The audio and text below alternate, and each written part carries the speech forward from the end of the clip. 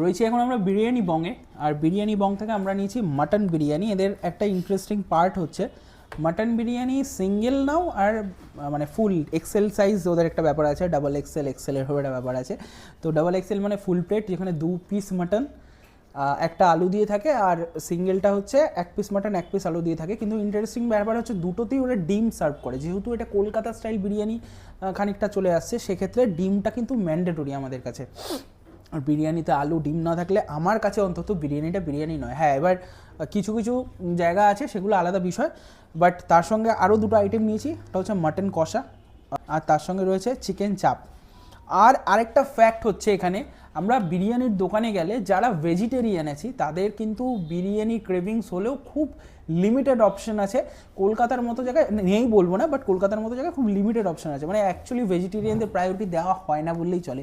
But biryani বং কিন্তু সেই কথাটা মাথায় রেখে ভেজ বিরিয়ানিও এনেছে জাস্ট 199 রুপিসে। ইয়েস গাইস, 199 রুপিসে ভেজ বিরিয়ানি, আমি তোমাদের সেটা দেখাবো লাস্টে। বাট দ্য থিং ইজ আজকে আমরা নিয়েছি মাটন বিরিয়ানি। মাটন বিরিয়ানির মধ্যে একটা আলু রয়েছে, একটা ডিম রয়েছে, আর মাটনের সাইজ মোটামুটি ওই 170 প্লাস, আমি 180ও হতে পারে, এরকম একটা পিস রয়েছে, একদম সিনা, দেখতেই পাচ্ছ রেওয়াজি পিস যেরকম। আর তার সঙ্গে মাটন কষা 4 পিস, মাটন কষা 4 পিস থাকে, আওয়াদি মাটন কষা 269 রুপিস প্রাইস। আমরা 2 পিস নিয়েছি জাস্ট মানে তোমাদের দেখানোর জন্য।